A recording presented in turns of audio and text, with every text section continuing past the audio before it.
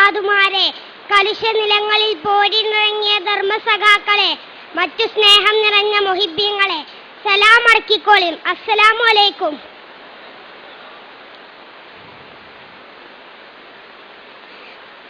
കുറച്ച് ലേറ്റായിട്ടാണെങ്കിലും നമ്മളെ സാഹിത്യോത്സവിന്റെ വേദിയിലാണ് ഞാനും നിങ്ങളും. അല്ല ചങ്ങായിമാരെ, സബ് ജൂനിയർ എന്ന് പറഞ്ഞ 4ാം ക്ലാസ് വരെ അല്ലേ?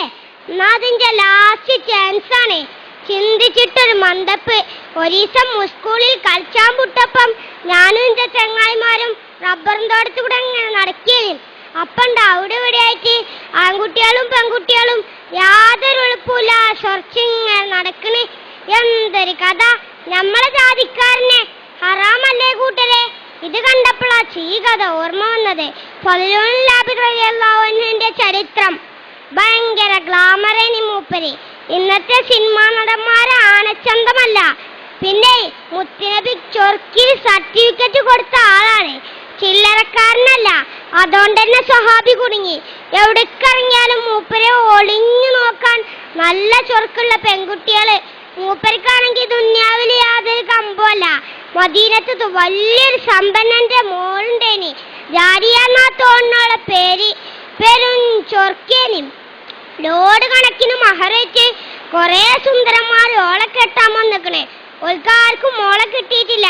കാരണം എന്താ അറിയോ? ഓളെ മാനസകൊട്ടാരത്തിലൊരാളുണ്ട്. അല്ല, ആരാപ്പത്? നമ്മളെ കഥാനായകൻ ഫളിലുണ്ടല്ലോ. ഇതൊക്കെ പ്രേമം മൂത്ത് മൂപ്പരെ വശീകരിക്കാൻ പലവട്ടം ശ്രമിച്ചു. മൂപ്പരിക്കുണ്ടോ പൂതി? സുബൈക്ക് പള്ളിക്കൊക്കെ പോകുമ്പോ പോലും സ്വൈര്യം കൊടുക്കൂല. അങ്ങനെ ഇരിക്കുമ്പോഴാണ് ഹജ്ജ് സീസൺ എത്തുന്നത്. പോകണോലൊക്കെ മദീന SISന്റെ അന്നത്തെ ചീഫ് അമീർ സൽമാൻ ഫാരിസ് റളിയല്ലാഹു അൻഹുവിന്റെ അടുത്ത് രജിസ്റ്റർ ചെയ്തു. കൂട്ടത്തിൽ നമ്മളെ ഫളിലൂനും ഉണ്ടേനി. എന്ത് ചെയ്യാനാ? ഈ വിവരം നമ്മളെ ലൈലപ്പെണ്ണറിഞ്ഞു.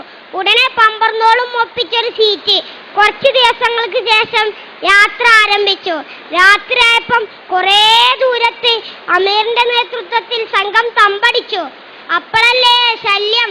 ഫളിലുവിന്റെ തമ്പിന്റെ അയലോക്കത്തിന് ഈ പെണ്ണും തമ്പട്ടി. നൗദുബില്ല.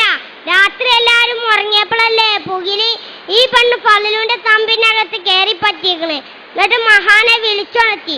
ഉടനെ, ആരാധി ഈ രാത്രി?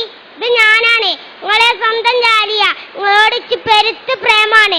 നിങ്ങളിന്നെ കെട്ടണം. വേറൊരു പുതിയാപ്പളനെ ഈ ലൈലാക്ക് വേണ്ട. ദേഷ്യം പിടിച്ച സ്വഹാബി, പോ പെണ്ണെ, വണ്ടിയും ബലിയുണ്ടാക്കാതെ അവളെ ശകാരിച്ചു. ഫളിലുവിനെ വീഴ്ത്താൻ കഴിയൂലെന്ന് മനസ്സിലാക്കിയ ലൈല ദേഷ്യത്തോടെ പ്രതികരിച്ചു. അങ്ങനെയല്ലടാ, ഈ പെണ്ണ് നിന്നെ ഒരു പാഠം പഠിപ്പിക്കും. പിറ്റേന്ന് നേരം വെളുത്തപ്പോ റെയ്ഡാ അമീറിന്റെ നേതൃത്വത്തിൽ. അല്ലാ, എന്താ അറിയോ? ലൈലാന്റെ വജ്രമാല കളവ് പോയിക്കണല്ലോ. സംഘങ്ങളെ റെയ്ഡ് ചെയ്ത് ഇപ്പം എത്തിയിരിക്കുന്നത് ഫളിലുന്റെ തമ്പിൽ സൽമാൻ റളിയല്ലാഹു അൻഹു പറഞ്ഞു, നിങ്ങളെ ഞമ്മക്ക് സംശയമില്ല, എന്നാലും റെയ്ഡ് ചെയ്യണല്ലോ. നിങ്ങൾക്ക് കേൾക്കണോ കൂട്ടരെ? മാല കിട്ടി, മൂപ്പരെ പെട്ടീന്ന്. സുബ്ഹാനല്ലാഹ്, ആകെ കോലാഹലം. കൊറേ ആൾക്കാർ മൂപ്പരെ കുറ്റം പറഞ്ഞു. കൊറേ ആൾക്കാർക്ക് വിശ്വസിച്ചാലും കഴിഞ്ഞില്ല. പടച്ചോനെ, അന്നന്തിക്ക് ലൈലാന്റെ തമ്പുന്ന ഒരച്ചും പൊളിയും. ഓടി വരണേ, ഇവനെന്നെ അപമാനിക്കുന്നേ. എല്ലാരും പാടെ തുണിന്റെ കോന്തലയും പിടിച്ച് ചാടി വണ്ടി ചെന്നോക്കുമ്പോട്ട് സുബ്ഹാനല്ലാഹ്, ലൈല അല്പവസ്ത്രയായി നിൽക്കുന്നു. പരിസരത്ത് ഫളിലുള്ളു. ജനം വാമായി പിടിച്ചു കെട്ടടായി കള്ളശേഖനെ. കണ്ടാ ഭയങ്കര സൂപ്യ. 2 മഹാകുറ്റങ്ങളായി ഇവൻ ചെയ്തു കൂട്ടിയെ. സുബ്ഹാനല്ലാഹ്, ആകെ കോലാഹലം. എന്ത് ചെയ്യും? സൽമാൻ റളിയല്ലാഹു അൻഹു ആകെ കൊയങ്ങി. അല്ലാ, അപ്പം ഭരിക്കണത് ആരാറിയോ? ഉമറുൽ ഖത്താബ. കേസ് കേട്ടപ്പോ മൂപ്പരാകെ ഞെട്ടി. പടച്ചോനെ, ഫളിലൂൻ ഇങ്ങനെ ചെയ്യൂലല്ലോ. അതുണ്ടാകൂല. ഏതായാലും ഈ കേസ് നടത്താൻ നല്ലത് അലി റളിയല്ലാഹു അൻഹു ആണ്. അങ്ങനെ കേസ് അലി റളിയല്ലാഹു അൻഹുവിന്റെ അടുത്ത്. അപ്പൊ തന്നെ ലൈലിയോൾ അടിമി വറക്കാൻ തുടങ്ങിയിരിക്കണേ. അലി റളിയല്ലാഹു അൻഹു ചോദ്യം തുടങ്ങി ലൈലാനോട്. ഇതൊക്കെ ഉണ്ടായോ? അതെ. മാല എവിടേനി? എന്റെ പെട്ടിയില്. അതെന്തേ അണിയാഞ്ഞു? ഒന്നുമില്ല.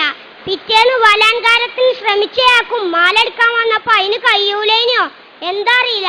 ഫളിലുവിനോട് ഇതൊക്കെ ഉണ്ടായോ?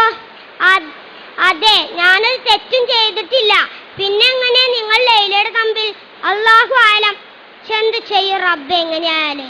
ഉടനെ അലി റളിയല്ലാഹു അൻഹു ലൈലാന്റെ അടിമനെ വിളിച്ചു. ഇവനാണെങ്കിൽ കിടുകിടാ വിറക്കുണ്ട് ട്ടോ. പറയടാ, എന്തുണ്ടായി? പറയാമേ, എന്റെ യജമാനത്തി പറഞ്ഞത് കളവാണ്. ആദ്യത്തെ ദിവസം യജമാനത്തി ആ തമ്പിൽ പോയിരുന്നു. മാല കഴുത്തിൽ തന്നെയായിരുന്നു അണിഞ്ഞിരുന്നത്. രണ്ടാമത്തെ ദിവസം ഫലൂനെ ഒരു പൊടി തന്നു അതുകൊണ്ട് മയക്കിക്കൊണ്ടുവരാൻ യജമാനത്തി എന്നോട് പറഞ്ഞു. ഞാനങ്ങനെ ചെയ്തു. ശേഷം എന്തോ മണപ്പിച്ചു. അപ്പോൾ സഹാബിക്ക് വെളിവ് കിട്ടിയ ശേഷം യജമാനത്തി ബഹളമുണ്ടാക്കി. പൊളിഞ്ഞില്ലേ, എല്ലാം പൊളിഞ്ഞില്ലേ. ലൈലാന്റെ കള്ളത്തരങ്ങൾ മുഴുവനും. അങ്ങനെ ലൈലക്കെതിരെ ശിക്ഷ വിധിച്ചു. സത്യമേ ഒടുക്കം ജയിച്ചുള്ളൂ. അതാണ് എപ്പോഴും സത്യസന്ധരാകാന്ന് പറയണത്. നോക്കിയും കൂട്ടരെ, നിങ്ങൾ ഈ സഹാബിന്റെ മനസ്സ് ഇത്രയും നല്ലൊരു സുന്ദരനെ കിട്ടിയിട്ടും അള്ളാഹ്ക്കും വേണ്ടി ഒഴിവാക്കിയത്. നമ്മളൊക്കെ ആണെങ്കിൽ ചാടി പൂണോളും. അള്ളാഹു അവരുടെ കൂടെ നമ്മെ സ്വർഗത്തിൽ ഒരുമിച്ച് കൂട്ടട്ടെ, ആമീൻ. നേരം കുറേയായി. കഥ പറഞ്ഞ് ഞാനും കൊയങ്ങി. കേട്ടങ്ങളും നിർത്താണേ. അടുത്തെല്ലാം നിങ്ങൾക്ക് കഥ അറിഞ്ഞുതരാൻ ഈ കുഞ്ഞാനുണ്ടാവൂല. അള്ളാഹു നമ്മെ നന്മയിലാക്കട്ടെ, ആമീൻ. അസ്സലാമു അലൈക്കും.